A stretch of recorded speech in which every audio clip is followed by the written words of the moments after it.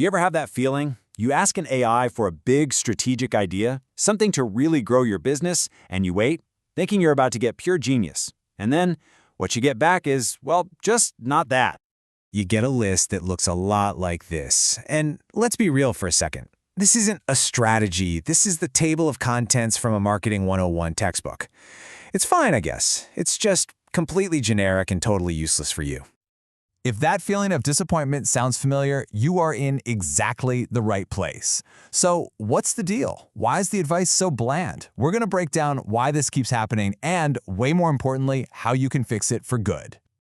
So, let's dive right into the heart of the problem. Here's the thing. It's not that your AI is dumb. The real issue is the way we're asking the question. We're treating it like it can read our minds when we really should be treating it like a complete stranger on the street. No, seriously, think about it. If you walked up to a random person and asked, "Where's a good restaurant?" what are they supposed to say? They don't know where you are, what kind of food you like, what your budget is, nothing.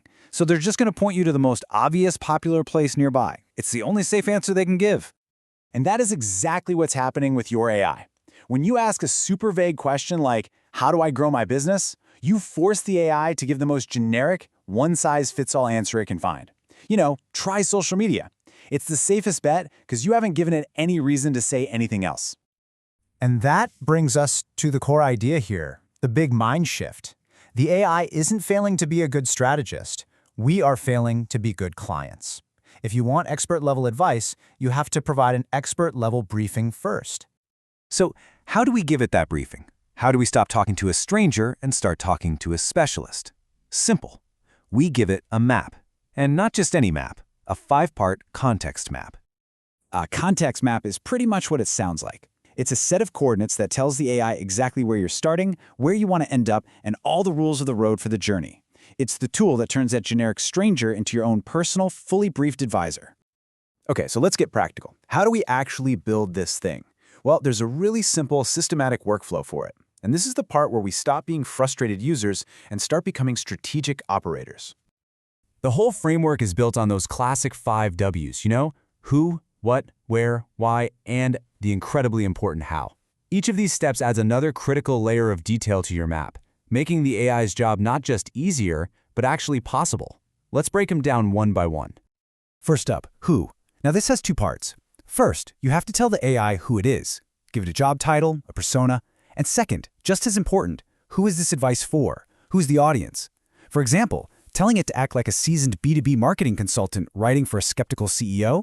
Well, that immediately sets the tone, the perspective, and the level of detail it needs to use. Next up, what? This is where you define the mission itself. What's the topic? And more importantly, what is the specific, measurable goal? You see, grow my business is just a wish, but generate 50 qualified leads for our Shield software? Now that's a target. It gives the AI a clear finish line to run towards. Third is where. This one's all about the final package. What does the output actually look like? Is it a casual blog post, a bunch of tweets, or, like in our example, a formal 1-page executive memo? Defining the format is a powerful constraint that shapes the entire structure, length, and style of the answer. Number 4, why? This is a big one. This provides the intent. Why are you even asking for this? What's the bigger picture? Giving the AI a purpose, like we need to prove that inbound content is more cost-effective, lets it weave in persuasive arguments and use the right tone. It basically gives the advice a soul. It's not just information anymore, it's a tool for persuasion. And finally, number 5, how. Now listen, this might be the most critical step of all. This is where you lay down the real-world rules of the game. Our budget is under 50 grand. We only have a 3-person team. We can't do video. This process is called constraint modeling, and it's what keeps the AI's advice grounded in reality instead of giving you some pie-in-the-sky fantasy. So when you put all 5 of these pieces together, you're not just asking a question anymore. You're giving a complete briefing. The AI now understands your company, your goals, your audience, and your limits. The stranger is gone. In its place is your new consultant, fully briefed and ready to get to work. So, okay, that all sounds great in theory, right? But does it actually work? Oh yeah. Let's look at the proof, because the difference between asking without a map and asking with one is, well, it's night and day. On the left, a generic question gets you useless generic advice. Wake up early. Wow, thanks for nothing. But look at the right. Look what happens when we give it just a tiny little context map.